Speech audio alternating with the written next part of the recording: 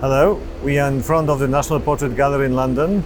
This is Dr Alison Smith, Director of Collections at the Wallace Collection in London, formerly Chief Curator of the National Portrait Gallery in London. And I'm here with Professor Andrzej Szczerski, who's Director of the National Museum in Krakow. And we're here to give you an introduction to the exhibition, the small exhibition of Stanisław Wyspiański Portraits, which we have together co-curated. So please follow us.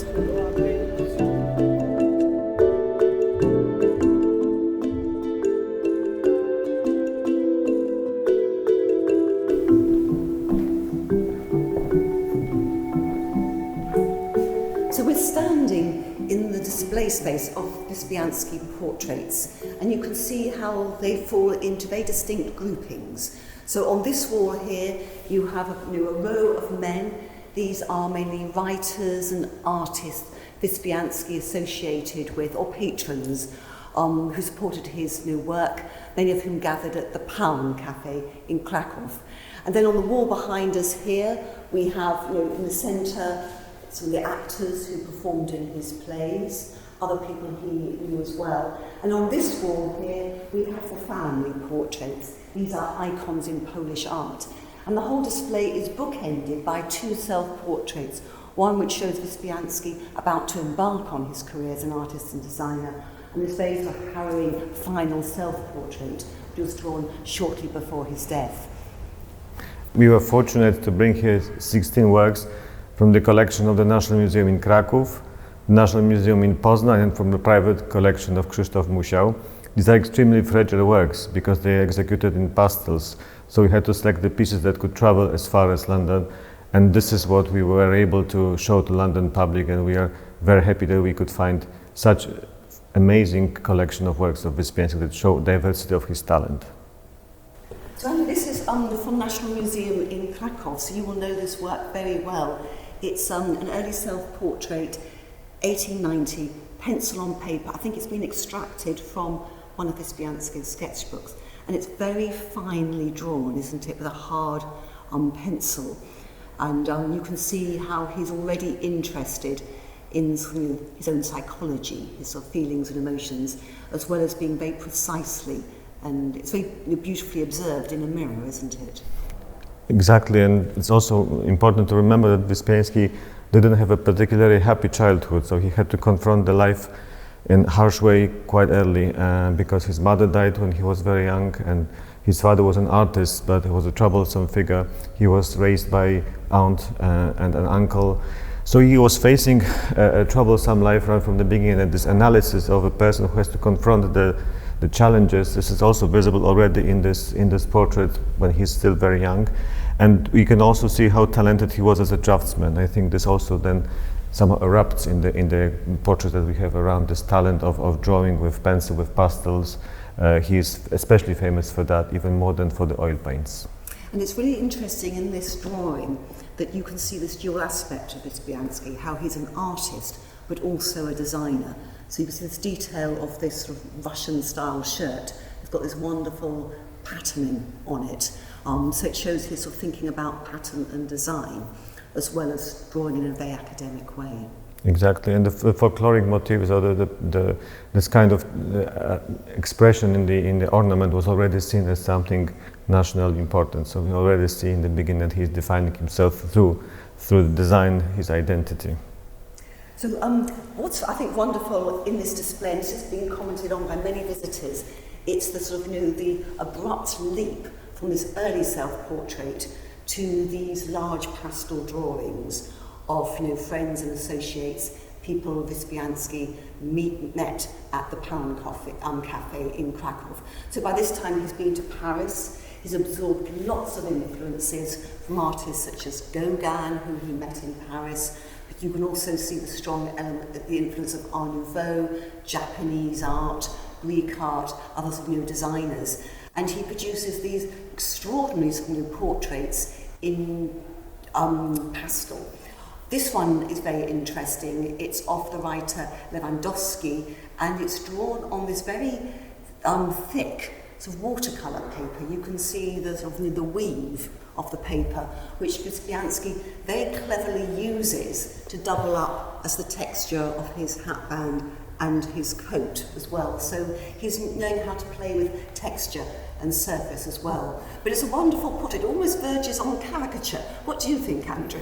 Exactly, because it's a portrait of a very self-esteemed a man who thinks of himself very highly as an artist, a writer. He was by profession a dentist, and you can clearly see that there's this dual, kind of ambiguous figure here. That on the one hand he's a very successful doctor, on the other hand he wants to be somebody else as well. So he's almost overdressed because he's dressed like the quintessential dandy, and I think Wyspiański is in a way playing with this sort of self-image of this character, that he wants to play somebody else who he actually isn't by profession. But it's about a sympathetic portrait. I mean, he really adores this kind of extraordinary figures that surrounded him. And I think also the display here in London shows what kind of characters were surrounding Wyspiański, what kind of artistic life Krakow had at that time when he's in his lifetime. So the doctors who wanted to be artists, art was seen as something beyond just entertainment. It was seen as a call for individuals to be creative human beings, but also to play a social role through their artistic creativity. So I think this is also here the quintessential image of artist who everybody wants to be, because art and artists are regarded very, very highly in the society. And Wyspiański had high expectations of his sitters, didn't he? He thought these would be, he called them outstanding personalities, and these were the people who would help champion the cause of Polish independence. And we do know later on he felt a little bit disappointed with some of his sitters. He also felt that modern costume was a little bit drab and monotonous. And this brings us on to bear in mind that Wyspiański was a great stage designer. He loved theatrical costume, and he thought contemporary dress was a little bit boring by comparison. But I think from a contemporary's perspective, just seeing these portraits in a row, the men in their dress, their ties, their coats, they really do stand out, don't they? Absolutely. It's this kind of quality of everyday life, but also the quality of art that transforms the surroundings in which we are. The beauty is everywhere, and we have to protect it and care for it. I think it's also interesting what you said, that he is such a master of the technique, because he's using the opportunities that pastel gives us to create this very compelling dramatic images full of this linearity, that it's achievable because of the pastels. It's much different than oils.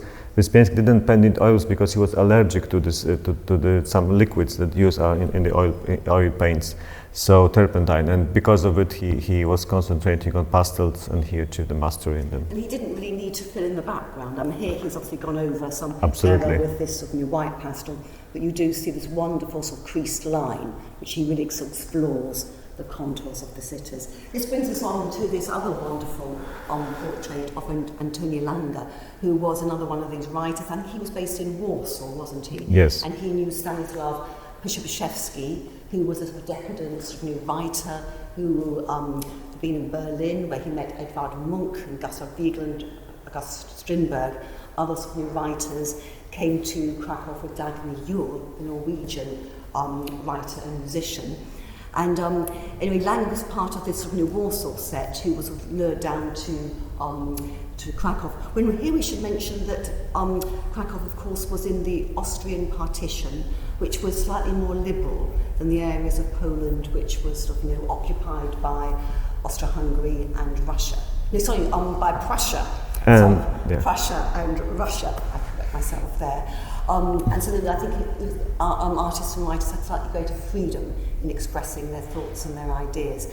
This is a wonderful drawing. You can see here the use of charcoal combined with pastel, and how he uses the charcoal just to sort of really explore the contours of Langer's face, and these wonderful lines of concentration around his eyes and forehead, and this sort of touch of red, just that little bit of animation. It's a very sort of concentrated, intense portrait.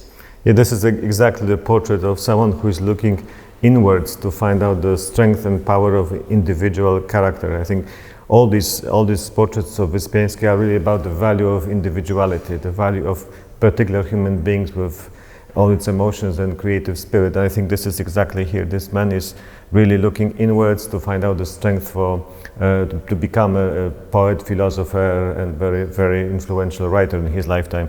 It's also amazing that it's done really black and white. I mean, it's white in the sense that it has this background which is untouched by any color, just this little touch of red here. So Wyspiański is showing his mastery in drawing the lines that are so powerful, and he could have taken it from contemporary graphic art, but it's really his own invention, how much he managed to use the line in an expressionist way. Just a little detail, the way he's also staging his signature is also the symbol how much he's controlling the line, and through the line he can express everything he wants, all the emotions. And Lange, because he was a decadent, he praised all those transgressing of any social boundary, to be against the contemporary Philistine society. So there's also this tension in his face that he knows he's breaking the rules, he thinks it's important, and he goes against all odds to create this image of liberated human being against the society. This leads to Szczerski's idea of the naked soul, doesn't it? That's right. Which was really important in sort of, Polish art at the time. It also influenced Edvard Munch. The idea that it's the idea of psychic naturalism, that it's the energy the artist has to sort of probe these unconscious forces which are sort of driving individuals. Absolutely, it's about the subconscious as a power. In the same time, they were looking really for aestheticism in their everyday life, because to be beautiful, to live in a beautiful world, was also a kind of a rebel against Philistine taste. So all the dress code he is having, all these details, is really showing that he really cares for beauty in everyday life. I think another thing, you could see, you mentioned earlier on how this is just set down quite rapidly on paper, and Wyspiański did have this theory, which was peculiar to him alone, that a portrait had to be drawn quickly, that you had to seize someone and capture them off guard. And the portrait is role really to sort of expose those parts of people. They would rather themselves remain hidden. And this is why some people felt a bit uncomfortable about his portraits or his depictions of them. I think someone once said that he ripped people's souls apart, that he really sort of went beyond the mask of appearance to reveal these unconscious I think you can clearly see it here. You can see it here. In fact, that idea was recorded by this man here, Julian Novak, who was Wyspiański's great supporter and patron. He was the one who commissioned the decorative scheme of the Medical Society in Krakow. And we do know that this portrait was drawn when Novak was visiting Wyspiański at his studio. Wyspiański was talking to another man, another friend of his, and he just saw Novak very patiently waiting for Wyspiański to finish the conversation.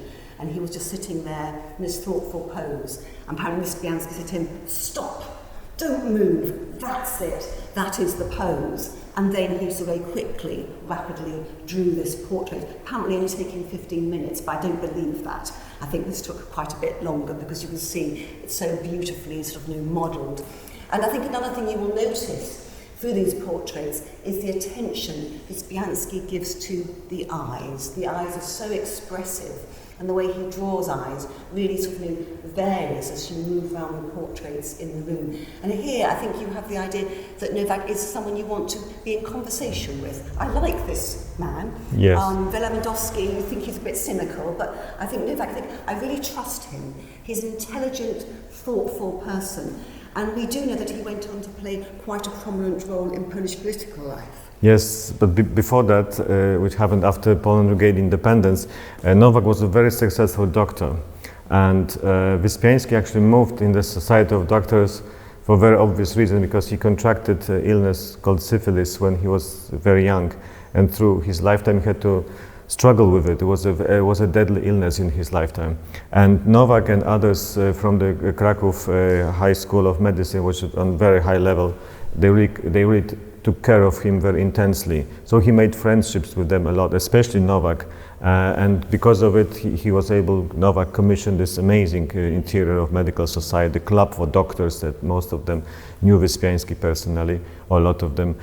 So this is also really a portrait about the friendship and being protected and the care, also the kind of emotional care that he surrounded Wyspiański with. So this sense of trustworthiness is because of they were in such a close connection, and indeed Wyspiański trusted him, and because of his endeavors and his colleagues, Wyspiański was able to live that long, because he could have died many years earlier. It was a horrible illness at that period. So there is a sense of gratitudinous also in this painting, I think, and also sense of reliability and someone you can trust principally as a human being, not just a professional. And indeed, this sort of strangely expands after the First World War, when Poland regains independence, in the very turmoil political life Poland had, especially in the 1920s. The prime ministers were really called for even a short period of time, and so was Novak. He was called to be a prime minister of Poland, the Polish government, in the 20s for a very short time. Nevertheless, he was the person that Polish society, Polish nation gave the full and important power, political power, so the political elites trusted him, just like Wyspiański trusted him in his lifetime. So there is the sense of a really great man who is careful in his judgment, who is reliable, who is a thinker, who wouldn't make a quick decision, someone you can give the highest authority in the country. So I think the sense of dignity also in this portrait is what explains the future career of Novak as a politician. Yes, I think this is one of Wyspiański's great portraits, and it's dated 1904. And this is the year when Wyspiański was at the peak of his powers as a portraitist. And you can see it's an interesting composition, because even though Novak is placed centrally, there's a wonderful asymmetry to the composition, and his head is set at a diagonal. So that gives it a sense of sort of movement. You feel this is someone who, you can feel his thought process, that it's not just a static portrait, it has this sort of energy. Indeed. And it's wonderful how Wyspiański just leaves the background completely bare. That takes great confidence to do that. So your attention is really on what's within the contours. And speaking about the eyes, if the previous portrait of Bailange is about inward-looking man who's almost closed his eyes, he's looking upwards. Yes. And that's always a sign in visual language. It's about thinking about something that's beyond the limits on the earth, but not inward. It's not sort of selfish, but it's really about looking for principles around us. It's a traditional representation of saints, for instance. So he takes this look from this visual tradition as well. And that links back to young Poland and its ideals and aspirations. It's about individualism, people understanding themselves, but also looking outwards to the world in general, to sort of Polish culture, history and society, about what brings people together. Indeed. About the future. So there's so much going on in these portraits. This is a wonderful one, Tony Kamieński. I hope I pronounced his That's right. correctly. This is slightly earlier in date, this one, and it's 1900, and you can really see Wyspiański developing this linearity. And I just love the way the contours around his eyes. He's really exploring this man's face. And again, you have the focus on the eyes, the concentration, the set mouth and jaw. So this is you get the picture. This is a man who was very sort of determined, very sort of serious. He was an illustrator, wasn't he? That's you know right. that he studied with Wyspiański in Paris. And Wyspiański had great respect for Kamieński, and he drew this in return for a portrait Kamieński made of Wyspiański. So it's a kind of friendship portrait. And I think I'm right in saying it was one of the last portraits he sold. When Wyspiański became ill from syphilis, he had to sell certain works to provide for his wife and his children. And he was quite reluctant to part with this because of the esteem which he held the sitter. But eventually, of course, he did sell it. But it's I think it's just wonderful how the drapery in the background just picks up on the contours of his face, and this wonderful gesture. Can you just, the costume he's wearing, the coat, can you say something about that? I think the coat has this, especially this fair detail, that the coat is made of leather, and it definitely is a leather and wool, and it's a reflection on the dress from the area called Podhale, south of Krakow, in Tatra Mountains. A very distinctive folkloric culture of that region, including such dress.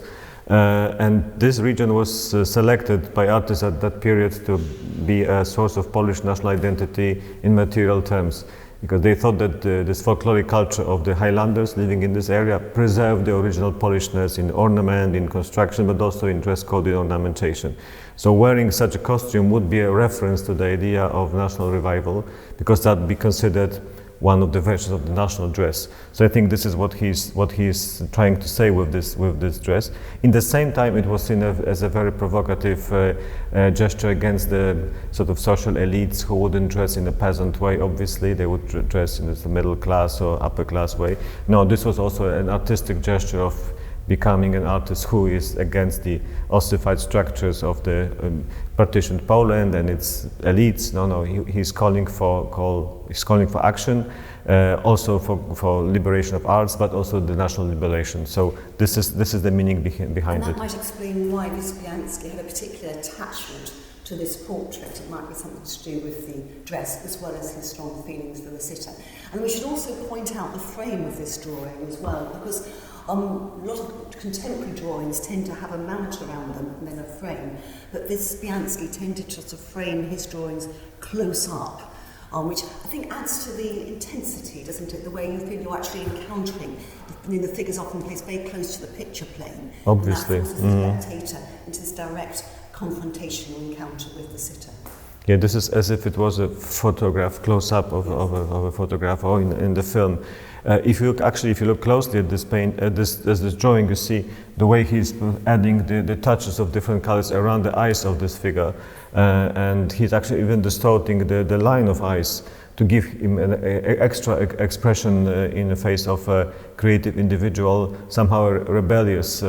He's almost angry, looking at what the world around him, and I think he also is showing that he is really trying to rebel against it.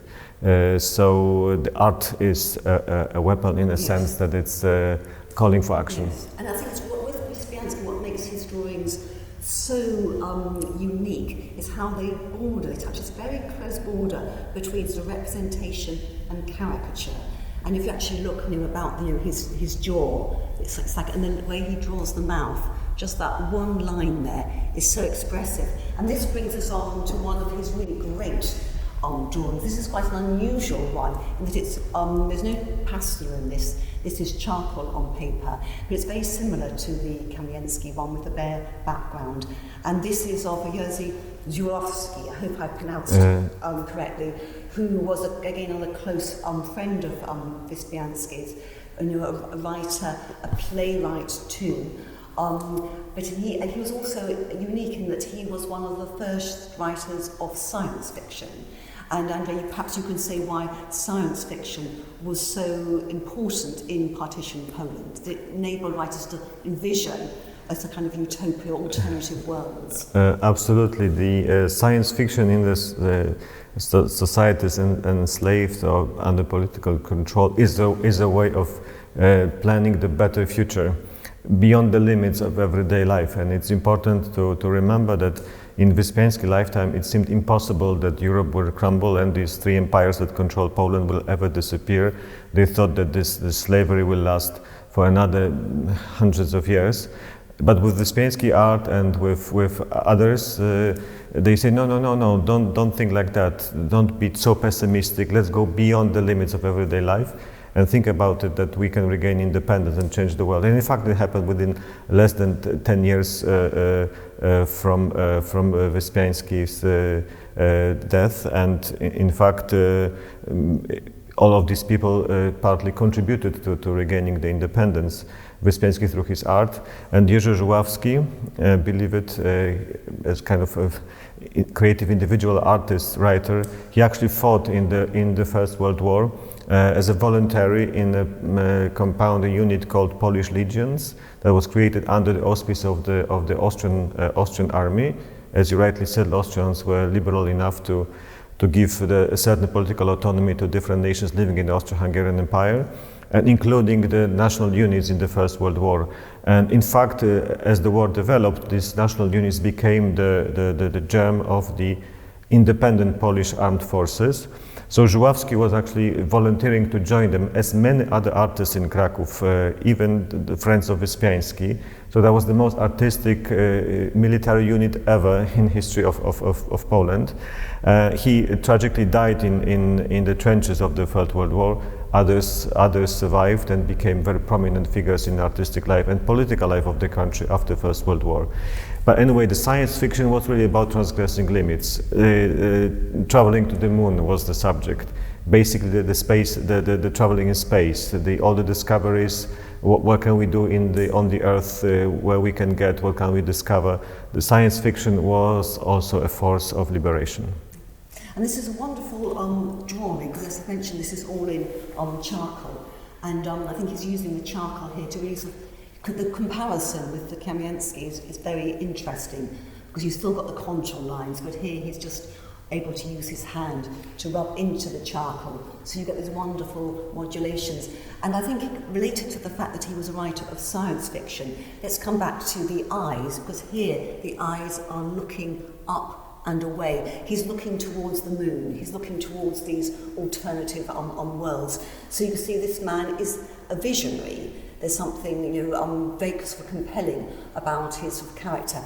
And I love the way Wyspiański he does this a lot in his portraits. These stray hairs, which again is someone the unruffled appearance is someone who's more concerned with their sort of thoughts than their appearance. And there was the way he's drawn the mouth. I think this is one of the most astonishing mouths ever. And the way he has used just this line of very sharp charcoal and then these modulations and highlights. It's so expressive. A lot of people look at this and say, what a good-looking man. He's very, very handsome. It's been wonderful to sit down and talk to him. And we know that he was very attractive to women, wasn't he?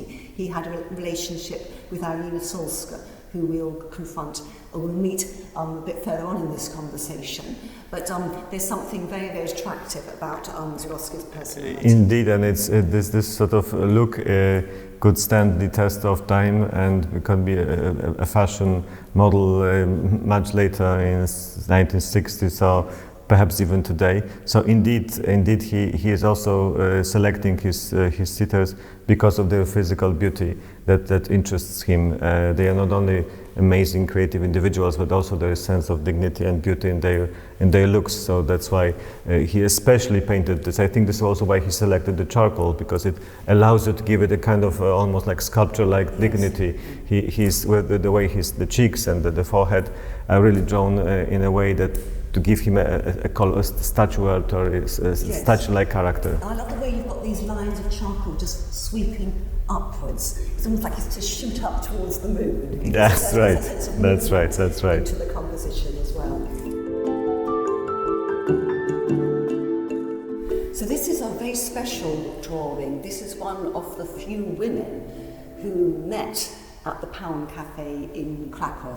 This is the Norwegian writer and musician Dagny Przybyszewska, who was married to Stanisław Wyspiański, who moved from Berlin to Krakow with Dagny, and they became quite important in the cultural scene. They introduced the art of Munch to Krakowians, also Goya. They had a big collection of Goya prints, and they played a prominent role in the arts magazine Pan as well, which was promoting avant-garde art and design in Europe. Dagny was a very interesting woman. She was born in Norway. We do know from reading about her biography, she went to this very progressive school run by Anna Stang in Koningsvinge. And I think she brought this sort of progressive attitude to her whole life in general, not just in Berlin, but into Krakow, where she met Wyspiański. during her time in Krakow, she experienced a bit of hardship. I think her marriage to Wyspiański was a tough one. She had financial problems, often had to pawn her clothes, had to sit long hours at the cafe listening to Wyspiański and the men drone on and on about their ideas. But she developed I think a great affection for Wyspiański, and Wyspiański drew this portrait of her. And again, you can imagine him just catching her when she's just absorbed in her own thoughts. It's a rather melancholy, reflective pose. And some people think she looks a little bit fed up, which she might well have been. Some people think she's actually looking at Wyspiański in rather a suspicious way. But I think she's just sort of exhausted and she's just absorbed in her own feelings. But it's a really sensitive portrait. I love the way he's captured her sort of black dress. There are photographs of her exist wearing this dress, and this line around the mouth, that one touch there is very expressive. It says so much, and then the little touches of colour, the blue and red on her eyes. I think it really helps convey this idea of ennui, exhaustion. Well, I think that there's also a sense of admiration for her, because he saw her as a creative, once again, artist. And a woman that came from abroad, who knew a word in Polish, who had to move in a strange society, speaking, I think, mostly with her husband in German. So this was also a sense of her courage, really, that he appreciated so much, and he knew she was a creative individual, and he knew that what a difficult person Wyspiański was. So despite all that, I think he still sees her as someone he is admiring, and also the fact that person from so far away comes to Krakow and sort of enhances also the artistic life of Krakow. Also, this is what he also appreciated. I think she's very beautiful in this work. There are not many actually works about Dagny by other artists. It's one of the very few. So Wyspiański was also somehow interested enough in her to dedicate these portraits to her. And also the self-appreciation, I think, what's in it. I think this is the melancholic beauty, that's true, but it's still someone with a surprising gentleness in her face. Yes. And it's very unusual for a portrait of a woman at the time, and she's not glamorised at all. She's actually shown as a real thinking, feeling human being. And I think it's fascinating, the treatment of her hair, because her hair, she hasn't combed it. You can see here, it's also a bit sort of rough around the edges, and again these loose strays of hair. But it was also a sign of liberation, that we don't conform to any standards. Exactly, it's just, you're free. And this is also the way you did your hair was a symbol of that. Yes. Yeah. I think it just shows what a sort of liberated woman she was, that she didn't really care about convention. Absolutely, and that's what absolutely. Wyspiański wanted to capture in this portrait. It's also this portrait that has a tragic aspect to it, because this was drawn in 1899. 2 years later, she was dead. After her relationship with Wyspiański fell apart, she went to Georgia, to Tbilisi, with another man who shot her and then killed himself. Why? We don't know. Yeah, but he was probably. Again, it was a question of mental health, that people at this stage in Europe were really much interested in psychoanalysis for good reason, because there was a lot of tensions, cultural, social tensions in Europe at that period, and a lot of artists were really going beyond this mental capacity to live normal life, standard life, and it either could be a creative life of artists or could be a tragic, and unfortunately in her case it was the latter. Still, she's rediscovered now in Norway also as an important artist on her own. Exactly. And yes. I think this is also showing how much Wyspiański, although we regard him for good reason as a Krakowian, he is also this international artist with many connections to Paris, to Norway, to Vienna, to Berlin. So that's fascinating also about the story behind this painting, this drawing. Yes. Let's look at some other of the women who were represented by Wyspiański. Now this portrait of Irina Solska is probably one of his most famous portraits. When you come into this display, it's one of the works which you see when which you enter, and people find this just so hypnotising. They are drawn to it. This woman is an actor, Irina Solska, who was a great interpreter of Shakespeare. This is a nice connection with sort of British art and culture.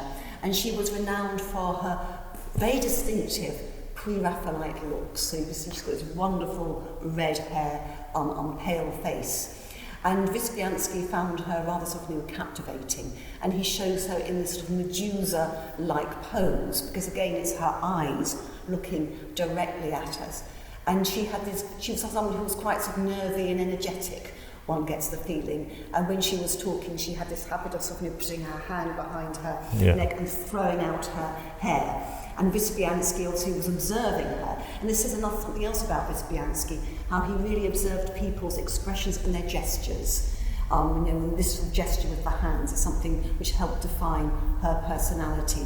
And she's shown wearing this loose Japanese style gown with these wonderful, this reminds me of the stained glass designs by Wyspiański. Absolutely. These roll patterns and contour lines which stand for the lead lines you have in stained glass. So then it's very decorative, and here we can see the influence of the Pont-Aven artists, of Gauguin, the English pre-Raphaelites. But at the same time, you do have the wonderful sort of creased, exploratory Wyspiański line, which really sort of helps define her sort of psychic energy, and little touches of pastel, such as the gold on her forehead, which really helps animate this her character. And there are slight distortions also in her face. It's not exactly the rendering of photographic. It is slightly moved. I mean, again, once the eyeline, the eyebrows, there is sort of a little bit distorted. It's just tiny bit, and that gives us a special expression to the face. That it's not just a representation. It's really about the emotions hidden behind. And you very rightly said that this is stained glass window, almost the way that he is drawing this gown she's wearing. And it might be in this case worth to mention that Wyspiański was fascinated with medieval art, and he loved especially the expressions of the late Gothic sculpture and also stained glass windows. So some of these paintings, some of the drawings around us, and also here you can see this transgressing of the limits of earthly life, taken or inspired by the late Gothic, late medieval art. And that's why he also picked up so much on stained glass windows, because he thought that this is the work that was around Europe at that time very popular, but for him was important because it could express the power of spirituality. And I think this is also the word that has to be mentioned here, that he really looked for spiritual in everyday life. And she is exactly this figure that can represent the emotions and the spirits of the characters she is performing in her theater plays. She was, it must be emphasized that she was also a public figure. I mean, Solska was seen as not just an actress who is doing entertainment work. No, wherever she appeared, whatever she said was regarded highly as a voice of a not only liberated woman, but basically of the new society. So the very fact that she is also appearing here in a very sort of loose way, it also stands for her importance as someone who speaks freely for the society. You can also see the influence of medieval sculpture in her, That's right. her face, like it's carved out of ivory. But at the same time, Wyspiański being a great interpreter of the classics, of Greek mythology, you do feel she has this Medusa-like gaze in her eyes. It's very, very penetrating. She's looking into your soul, from her soul into your soul. And that's what makes this such an icon. Absolutely, and that's why it's on the cover of the book. That's why it's on the cover of the catalogue. Now this, when I first saw this portrait at your museum, Andrzej, I thought it was, it got startling because she looked a bit grumpy. Yes. This is can you name her name? This is Władysława Ordon. She was also an actress. Yes. She wasn't that publicly important as Solska. She wasn't regarded such a public figure speaking for the society, but she was a highly regarded actress, and theater was also then a space of freedom really in the Polish society. So actors and actresses were given again a role as those who speak for the rest. But in fact, she is presented here as a more of a stage character. That's why she is not really grumpy. She's just playing this beauty of the historic Slavic tribes. Her name is here Krasavica, so the beautiful woman, and she is dressed in a costume, as you see, made of plants as well. Especially what's on her head is this crown made of plants, but also other ornaments that decorate her in a way that it's reminding of a sort of dignified beauty of the early medieval period. So her face is supposed to be completely devoid of any emotions. She is that ruler. So it's not really being grumpiness. It's really about being the glorious. Plays it's in Boleslav the Bold. Yes. She's a sort of sorceress who moves between the sort of side of the king and his opponents. So there's an ambiguity to her as well. Wyspiański was also interested in the idea of the Slavic community, and it's interestingly enough that was a competition for who can be called a Slavonic in Europe, because the Russians developed this idea of pan-Slavism, so the idea that all Slavs should be ruled by the biggest Slavic nation, meaning Russians, by Russian Tsar. And they tried to use this pan-Slavic ideology to convince other smaller Slavic nations to be subjugated by them. And Poles never accepted that. So the idea to somehow reclaim the Slavic identity and the Slavic heritage for Poles as Western Slavs, different from the Eastern Slavs, the Russians, was also an important gesture, because culturally the Slavs are similar, but you would think, but if you look closer at our histories, they are worlds apart. So the idea of somehow reclaiming that Slavdom is our identity, but it's different from the Eastern Slavdom.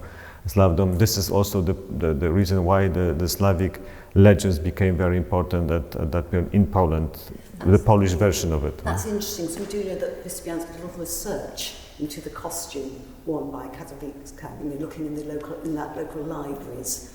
Yes, and yes. At the same time, there's something quite international about this. It has this sort of Art Nouveau look, and I think the costume was also influenced by Botticelli, who was a Renaissance artist. Absolutely. Who Wyspiański really admired, and this is based on the figures in Primavera, which you see in these sort of lotuses here and these other sort of entangled plants. And it's wonderful how her hair sort of merges with them. It also tells us about how Wyspiański drew his portraits, because this, it's the case with a few other of the portraits he drew in relation to Boleslav the Bold.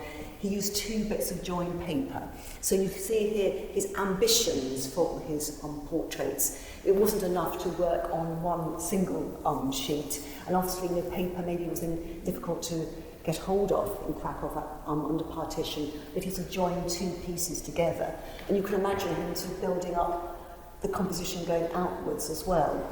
This, I think, brings us to another aspect of his portraits. Even though portraiture occupied quite a low status in his as a whole, he did have ambitions. He was such monumental schemes, plays were his real sort of forte. But he did have a plan at one occasion to create a great big portrait hall of his portraits of these outstanding Krakowians. Later gave up the idea. It was perhaps too ambitious, but something like this tells us about how he's thinking beyond to the next step. So it's like a kind of working process, as it were. Yeah, it's Slavic Primavera, I think. Yes. This is exactly what we can say about that. Now, coming on to this, visitors to this exhibition, some people have said he looks bored, some people say he looks cute. We would say it's a melancholic, he's a young intellectual in the making. And Wyspiański's portraits of children are very special in that he sort of imbues them with a seriousness beyond their years, doesn't he? So, this little boy here, Andrzej, in a minute you're going to tell us your personal connection with him. But looking at this again, it's the eyes, the way he's looking at you and slightly up. You could say that's a cheeky little kid. That would be, a British perspective of this. But I think you're going to tell us something slightly different about it. But I love the way he's sort of leaning on his the way children do, and his sort of his hair, And it's very sweet, and the way it's so close up to the picture frame. This is something Wyspiański really does with his portraits of children. He's trying to sort of penetrate what is going on in the mind and soul of a child. And of course the 19th, early 20th century was the great era of portraits of children. People were fascinated by children, child psychology, their education, their health and development. And there's something of this in this portrait. But it's also very interesting in terms of the different groups within Polish society who embraced the idea of young Poland. Because Józef Feldman came from a Jewish background, didn't he? So Andrzej, can you tell us a bit about it's a fascinating story, because you think it's a cute child, a melancholic child, but in fact there's such a history behind him. He came from a family his father was Wilhelm Feldman, who was a Hasidic Jew who broke away from the Hasidic circles in what was then part of the Austrian Empire, Austrian Empire, and he decided that he wants to be Jewish Polish, that he wants to join the Polish culture, he wants to feel as a member of Polish nation, different from the Hasidic Jews who lived in secluded communities and preserved their own very special identity. So that was a very transgressive and very bold gesture on his side. And Feldman, so he starts to speak Polish only, he starts and becomes immediately a very important literary critic, a very creative individual. He establishes one of the most influential journals in Polish literary criticism. And his children and his family are also becoming this Polish Jewish community members. And this was a phenomenon within the Jewish community living in divided Poland, an important, not the only trend in this community, but a very important one, to become the Jewish Polish, to join the Polishness. So he is educating his children to be Poles of Jewish background, and for instance the way he dresses Józef is a signal of him wearing a peasant costume basically, and around 1900 the peasant costume always stood for the national identity. So he wants him to be dressed like a standard, we would say, peasant child of Polish background. So he's Jewish by birth, and but Polish by culture. And so in a way that these tensions or this bold decision were highly criticized by the Hasidic Jews of his father. I think it's somehow ingrained in this look. It's a very look of a child who knows the tensions of the world in which he was born into. In the same time, Józef Feldman became one of the very important, foremost Polish historians between the wars. He had a very glorious career in the Polish University in Krakow, the Jagiellonian University, and he dedicated his work to the study of Polish-German relations and Polish-British as well, and he became especially a very vocal advocate of Polish independence, and precisely because he felt that he is responsible now for the country his father brought him into. And this idea of this assimilationist movement, but preserving both identities, I think it's a fascinating story also behind this drawing. During the war, because the Germans qualified, regardless of the faith or self-identity, regarded every person born into Jewish family as a Jew. He was, of course, frightened, and really there was a death penalty on his head as any Jew living in the occupied Poland. So he was luckily able to survive on the so-called Aryan side because of the help of his Polish friends. So he lived through the war, but of course it was devastated by the destruction of Poland caused by in fact, both Germans and Russians. And then he lived very shortly after Second World War, still trying to rebuild his career in the Poland after Second World War. But because he was so much supportive of the pre-war Poland, the communists didn't like him very much, and they didn't allow him to really have a great career. He also fell very, very ill because of the harsh conditions in which he survived the Second World War. Nevertheless, this comes to this private history of mine that I will always appreciate the fact that and cherish this, that Józef Feldman, Professor Józef Feldman, was actually external reviewer of my grandfather PhD. My grandfather was from the city Lviv in western Ukraine, who had to leave the city because of the border changed between Poland and Soviet Union, and the city became part of the Soviet Union. So most of the Polish population was transferred into present-day Poland, cities like Krakow or Wrocław. My grandfather didn't manage, because of the war, to finish his PhD in Lwów, so he got it ultimately in Krakow, and Józef Feldman wrote a very positive review of this PhD. So we learned it only very recently about it, and somehow this figure, looking into the future, somehow is looking also into my family history, and we'll always be thankful for his review.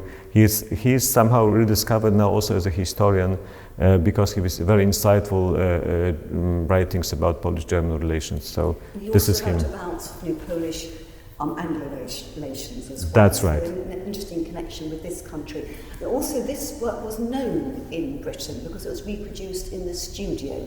There was a very important article about Wyspiański's work in 1928, which reproduced this and a number of the other portraits of children. So Wyspiański, even though he's not that well known in Britain, there are a few articles, mainly by female writers, interestingly enough, which introduced him to British audiences, and where his art really appealed because of this link with William Morris arts and crafts. And these strong decorative qualities. So we have photos of him in his adulthood, and we can compare how much his face changed. He lost his hair, unfortunately, but the face, the expensive face of a great intellectual persists.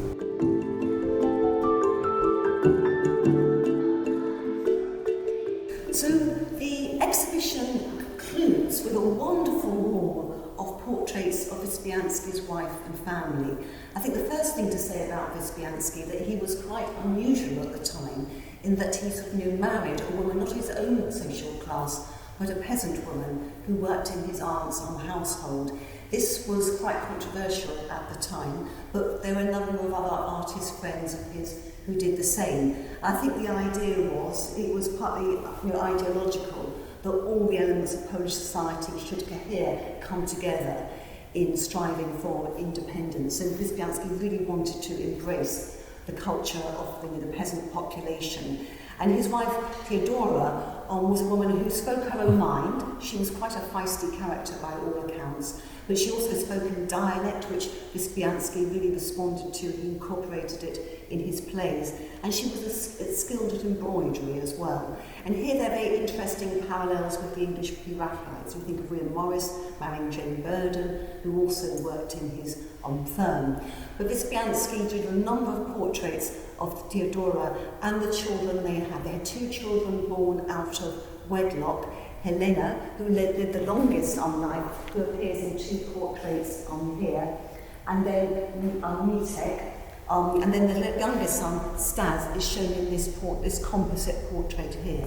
This is a really interesting work in that it started as a decorative design of fuchsias, and Wyspiański took a much earlier portrait he had drawn of Theodora and feeding Stas, and he sort of repeated that and adapted it, combined with this design, and added to this double portrait. He loved this sort of doppelganger effect, which appears in a number of other portraits of young women, and brought them together, and then added these sort of new geraniums. He had a love of indigenous plants, which could be found in this vistula area, and often incorporating his design, and then adapted this paisley design as well. So it has this sort of new Art Nouveau quality. It's like a sort of textile pattern. Everything is pressed against the picture surface, the faces, the ribbons, the designs. So it's like a stained glass window, and this has become an icon of Polish art, hasn't it? The symbol of hearth and home, future generations, hope for the future. Indeed, and it's one of the most famous works by Wyspiański, one of the most famous works in Polish art history in general. And indeed, it speaks about many important issues, but it speaks mostly about the beauty of motherhood, about the beauty of family life, something that Wyspiański was very careful for. As we said, he had a difficult childhood, and he married a woman that was really outrageous act for the middle class where he came from in Krakow. And he also wanted to show that precisely the personal life is the treasure, and you can create it the way you want. And he somehow championed also the Theodora as a woman, as a mother here. So I think this is also a testimony to their deep affection and respect for each other, and for the beauty of personal life. And indeed, it's almost like an altar piece, altar dedicated to the Madonna feeding the child. The Christian tradition now it's her and their son, and she's surrounded by angels. Now these are faces of our daughters. So the daughter, the previous daughter. So this is also the beauty of this.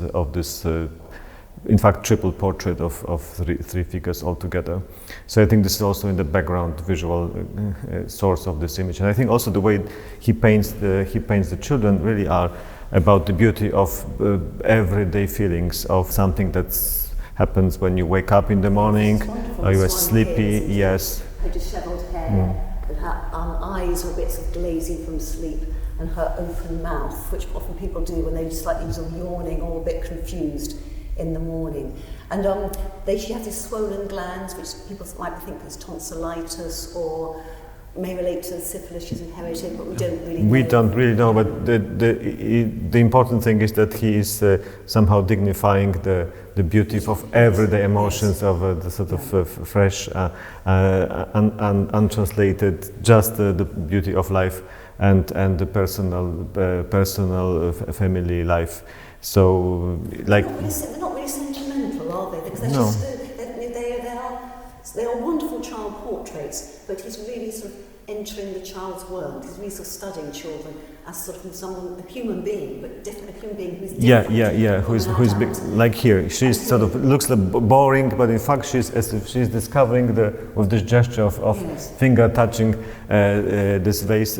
She's discovering the new world that she wants to somehow control, interpret. This is the essential gesture of discovery, to touch something. It's the child philosopher, and how he adopts the child's eye perspective as well. So you feel she's not tall enough to reach out and pick up the junk, but she's intrigued by it. And I think I love the way she's just leaning on the table, and you just see her face and her arms. He sort of cuts off her body. It's really, it's been quite daring in terms of... She's sort of emerging from beneath and to go into the new world. It's very mysterious, this reflection of her hand in the table. It's this technical mastery, the way you do it, and you have to be a master of technique, and so this is what here. There's also again this sort of spiritual quality to these portraits of these the young thinkers, young philosophers. Absolutely. This wonderful study. Another example where the child is close up against the picture painting. This is Mitek in Wyspiański's studios, leaning on a desk, getting deep in thought, and the way he does this line across his mouth. He joins his mouth with his cheeks. It shows you can understand the feelings of that child. He might be a little bit cross, a little bit upset about something. But you do feel, as within the portraits of the adults we were looking at, this sort of concentration in the head. Indeed, and it's this idea of child who is already a person, who has his own emotions and feelings. It's important here, but also I think the fact that Wyspiański knew that these children were born in the new century, the century that was to bring a lot of questions and a lot of dramatic issues, and I think it's almost like this child is getting ready for some significant, really important decisions he will have to face and make, and the challenges. There's some kind of prophetic in a way that they are thinking about something really big that's going to happen. And beginning of the 20th century brings also a new political tensions within the Polish society, the divided Poland. 1905 we have 1904, 1905 we have tensions. Once again, the idea of independence is being discussed, debated. There are some political movements, the new parties are created, the socialists are becoming a very forceful character. Also the peasant movement is becoming important. You would think that aristocracy is losing its grip on the society. So all these dramatic changes and the call for independence in Krakow, we have a strong independence movement rising again from the ashes. So in a way, he knows that this generation will face a very difficult challenges, and they kind of, as if he was, trying to say, yes, he is already the one who will be responsible for the decisions in the future, so let's think about them already now. So he's somehow showing that his children will face a very challenging future. This is a recognition of that responsibility, the weight on their shoulders, but also the hope in the future. In fact, it was very sad for Mitek because he had to fight in the First World War and then in the Polish-Soviet War, where he died in Russia. Somewhere, I don't know. Yeah, but he became, exactly, it was also a question of life and death, really, because the generation was facing the issue of a war, the World War, and the fight for Polish independence. So it's not, on one hand, it's a happy childhood, on the other hand, it's a childhood that's already preparing these individuals for major changes in the world. This brings us on to this incredible portrait of Theodore, who was Wyspiański's adopted son from an earlier relationship Theodora had with another man. So he was the oldest of the children. And this is a rather frightening portrait which shows Theodore, who's shown in another sketch which exists by Wyspiański, with his hands up to his mouth. So it's obviously a sort of nervous gesture the boy had, but you can see his eyes just staring out of the picture into an unknown future.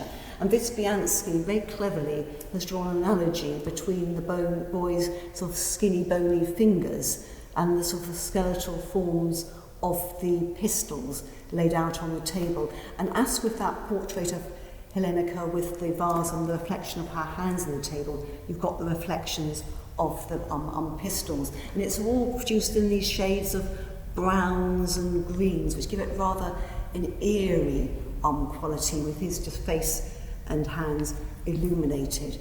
And so I think in the spectator's mind is what lies in the future for this young man. And indeed, it was not tragic, wasn't it?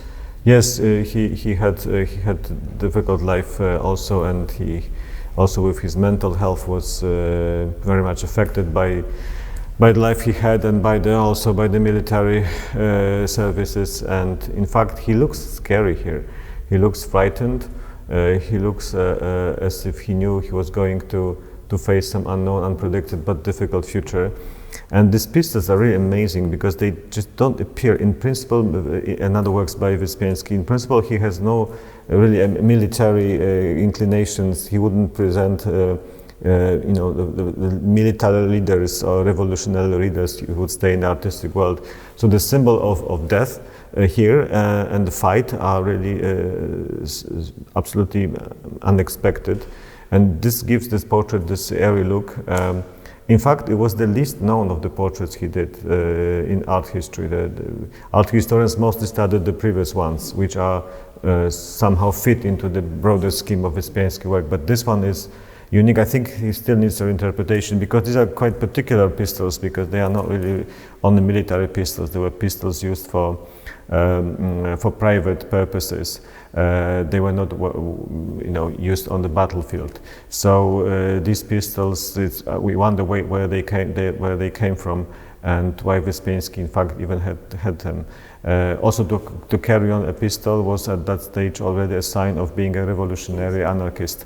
So there is also a sign of him almost being a future anarchistic revolutionary, but being afraid of the task he will be given anyway, if he wants it or not. And I adore the works that this work also because the handling of the hands, precisely. This is the hand of a wearing individual, but at the same time, this hand is holding the other one and saying, "No, we will hold on." And the tensions in the mind are really expressed by the gesture of the hand. I think a broader question about adolescence. And today in our society, this question about knife crime and teenagers killing each other, and against the idea of the weapon as protection, but also its means of aggression. And it's this tension, you wanting to protect yourself, but at the same time the fear of the weapon. and what it might do. So I think there's a sort of universal aspect to this portrait, as well as being very sort of particular to Wyspiański. Exactly, and this what Wyspiański is amazing, that his rendering of a human being is so contemporary. I mean, the tensions he's describing in all those drawings here, I really can relate to contemporary world, and this is what makes this art so special, and that's why it can speak to audience in London as much as audience in Poland, I think. Let's end with this rather harrowing late self-portrait, which was drawn just very shortly before his death. People have said to me, when Wyspiański became really ill with syphilis towards the end of his life, he couldn't draw, he had to dictate his plays, and bits of wood were strapped to his fingers. I don't know if that's a myth or not, but obviously he was skilled enough to continue drawing right all the way through to 1907, because this is an amazing drawing. And you think of some of those late self-portraits by Helene Schefferbeck, in which she portrayed herself at different stages of life. But Wyspiański did about 14 self-portraits in his whole career, but usually at key moments. And he obviously was very consciously decided to present himself knowing that he was, death was just around the corner. And he is facing death with honesty, isn't it? And you just look at the look in his eyes. It's direct, it's sort of terrified at the same time of what lies before him. But at the same time, he's sort of thinking, I'm going to embrace this. I'm going to confront it. And the way he uses the crayon to explore, his distorted mouth and his hair, you feel it's all sort of greasy and sort of sweaty. It says so much, this portrait, just through the way he varies the darks and the lights in this, the pressure of the crayon on the paper. It's an incredible portrait. And the contrast is, of course, with the young Wyspiański embarking on his career. And he must have been looking into a mirror to create this. So his face is actually facing the mirror beyond, and it's this look of, again, someone who is going beyond the world that surrounds him. I think this is, again, something exceptional. But these are not this quiet face or this melancholic or creative face or look of Julian Nowak or others. No, he's almost seeing the other world already approaching. He was a believer, so I think he thought about the other life after death, but he's as if he's seeing it already now on this planet. The thing is that the idea of him drawing with the help of different devices, I think it's quite feasible, because you can clearly see that he's not entirely controlling the line. Yes. In the same time, it's strong enough that these distortions are so dramatic that this is like the artistic effect that he was looking for. Interestingly enough, he studied the death as a rebirth throughout his career as an artist. It often reappears in his plays, in his rendering of Polish history, that those who died will resurrect. Yes. Because this is how he interpreted Polish history in his lifetime, that look at the monuments, but find in historic monuments the heritage, but finding them strength to rebuild Poland, to regain independence, to be free again. And in this image, you may say that he was somehow ready to talk about death. He kind of got used to it in his work throughout his life, but in the same time, this is so exceptionally unique that it's really about the helplessness of human being in the face of the end of life. Still, I would say that even in these eyes, although he knows that his physical body is disappearing and he's no longer able to control it, that the spirit, this individual human fact that you have a soul will persist. So I think if we are looking also in this frankness of this work, he's in a way not afraid of death. He's just acknowledging it. It's going to happen because there's a world beyond. And it sort of reminds us perhaps of the wonderful stained glass designs he did for Babel Cathedral, of King Casimir the Great and Saint Stanisław, who would be resurrected in the future and lead Poland on to great things. So maybe he's aware of the prophet in himself at the same time. So I think that has taken everyone on a tour of this wonderful display. This is the first time Wyspiański's portraits have been shown in the United Kingdom. That's right. But we hope it will inspire visitors to go to Krakow, Warsaw, Poznan, other towns to seek out his incredible works. To see more of his works in the museums, but also in the buildings that he decorated, especially St. Francis Church in Krakow and other places, and see it as also as idea of total work of art and more of his works in the national museum collections in Poland.